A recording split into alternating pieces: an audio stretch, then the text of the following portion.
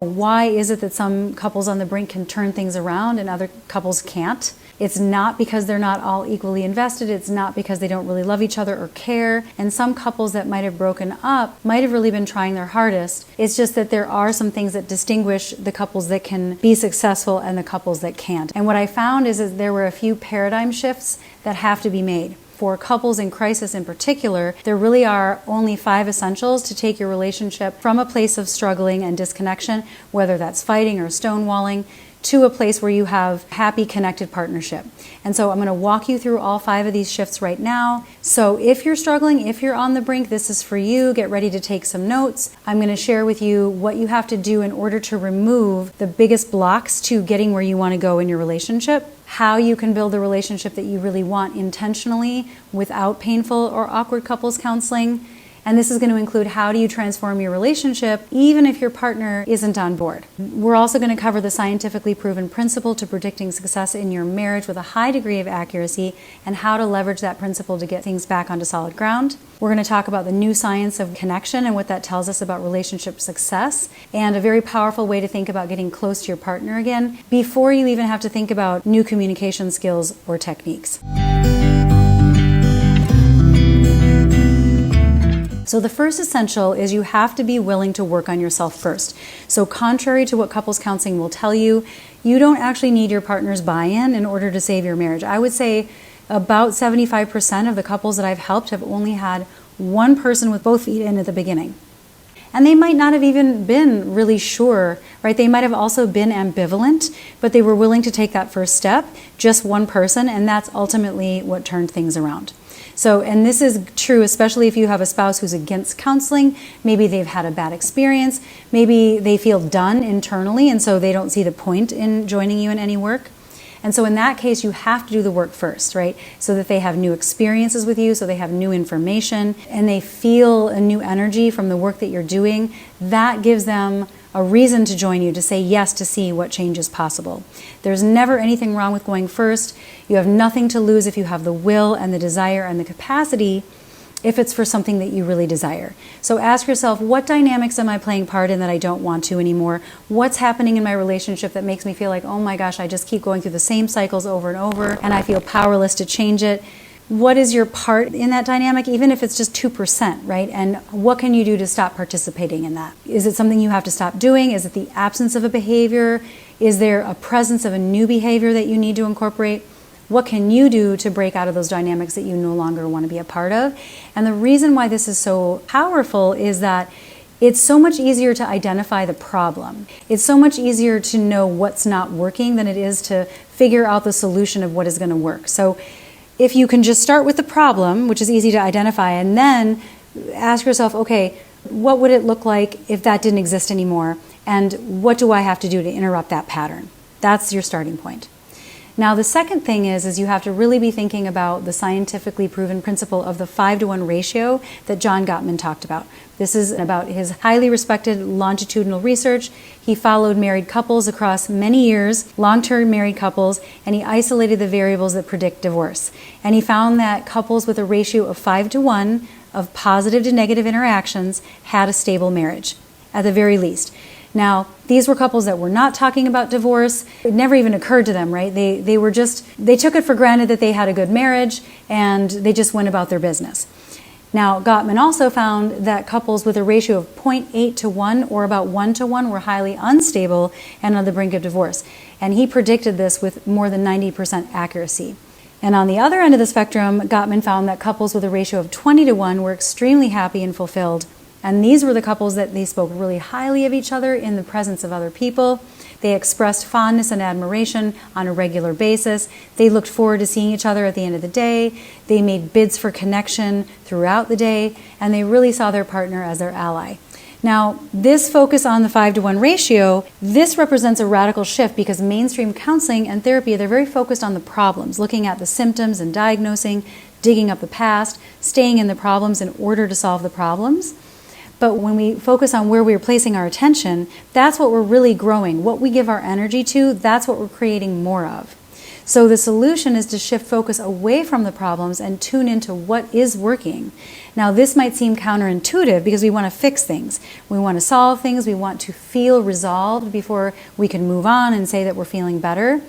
But what the research also shows is that there will always be unsolved problems in a happy, successful marriage, right? So as long as the good outweighs the bad significantly. So always be focusing on expanding the positive. That's what's going to get you on solid footing.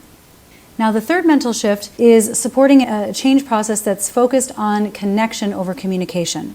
Traditional approaches focus on communication, and we tend to think of these things as one and the same, right? We think, well, if we're communicating, then we can feel connected.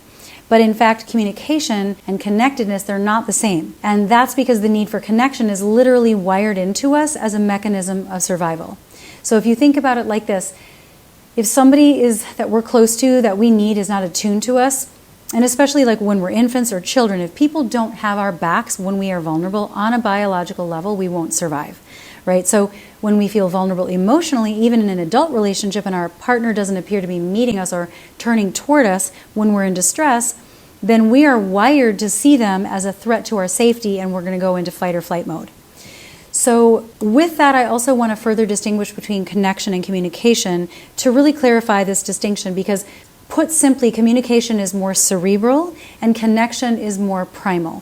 So with communication, you have to be able to think in order to communicate. You have to use your prefrontal cortex of your brain to access language, to find the right words, to make a request rather than an accusation, to use an I statement, all of the tools that you've learned. And if you're upset, that's very hard. So connection, on the other hand, is primal. It's a whole body experience, and it signals physiologically that you're safe. So another way to put this is that communication techniques are mostly verbal, whereas connection is physical. And so this emotional connection can actually be achieved through touch, through eye contact, through physical proximity. You don't even have to use your tools or skills verbally. You can actually connect through stillness and presence in the form of, for example, holding hands or hugging, or just putting your hand on their shoulder or back, or putting your arms around them, making eye contact, turning your body towards them when you're speaking, giving them your full attention, that physical act of making connection. And the science also shows that we're wired for attachment in this way all the way through adulthood until we die. We don't outgrow our need for attunement from others in order to feel well. And that essentially means that one sign of health is trusting others and being trustworthy in the most primal way. That's so important in a relationship to go the distance. So focus on creating predictable accessibility and responsiveness. Now here's where things get interesting, and this brings us to our fourth mental shift.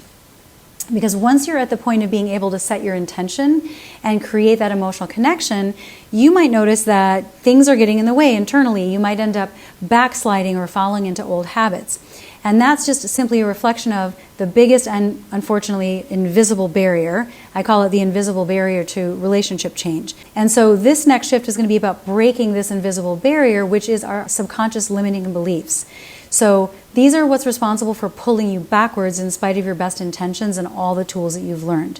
Because knowledge and information are not enough, right? As soon as we go into fight or flight. So the only way to change your relationship is to change the old beliefs that are holding you back. Now, this is because if you don't get those beliefs aligned with your conscious intentions, your old programs are going to rise up and sabotage your progress. And self-sabotage can come up in many forms. It can be anxiety because now, it feels uncomfortable to do something that is new, or maybe setting a limit or expressing what you really feel can show up as guilt or fear, like knots in your stomach or racing heart or a desire to run. It can show up as self-doubt or grief. Or it can show up as negative self-talk. This happens a lot too. So it's super essential to clear out these old programs or reprogram those, because what we believe on the deepest subconscious level will determine our future. And this famous quote, as Harry Ford says, I love this quote, if you think you can or if you think you can't, you're right. So you really do create that self-fulfilling prophecy. Now, the fifth and final shift required for couples in crisis is to really not do this on your own. If you're not in crisis, this doesn't apply.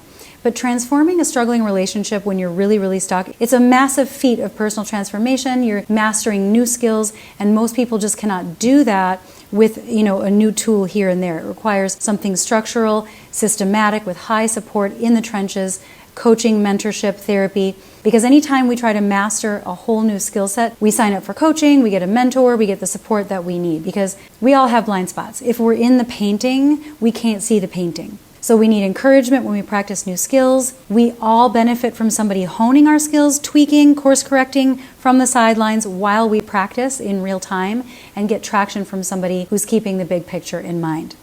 The other thing that I think is so important that I've discovered that I think is not something that we usually see in couples counseling is the power of being in a really supportive community. To be in a community of other couples that are doing similar work.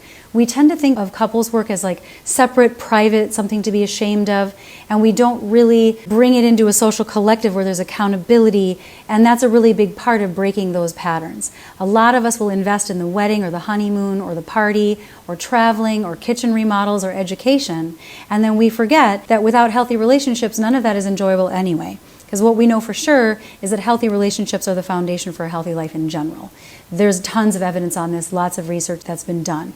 How we interact with our children, how we do with our physical health, how we are emotionally, everything. Our whole entire quality of life hinges on the quality of our relationships. So if you're serious about making real changes, you're doing yourself a disservice if you're not trying to get the right support, because we're just not taught in school how to have healthy relationships or what healthy communication looks like. So what I want to encourage you to do, obviously my whole program is built on these things, but if you want to work with somebody local, or if you want to shop around and find the right fit for you, you want to find a therapist, you want to find a program, even a retreat or something, be sure to ask these questions.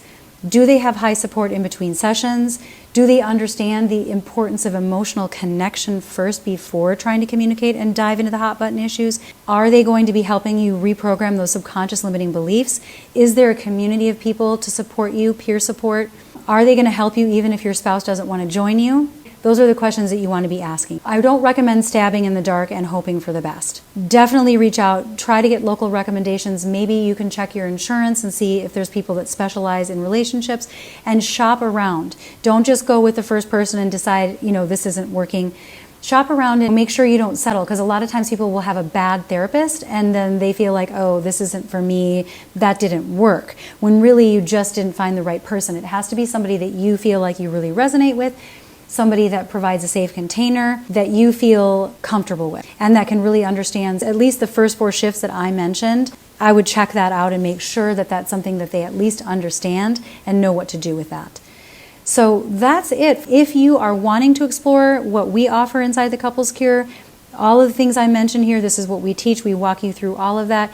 There's a no obligation free phone call at monikahoyt.com/talk. But again, take these questions with you if you want to shop around locally as well. So either way, just make sure you don't wait. If you're on the brink and you feel like you want to be doing something, don't stay stuck just hoping for the best. It doesn't work, especially when you're near the point of no return.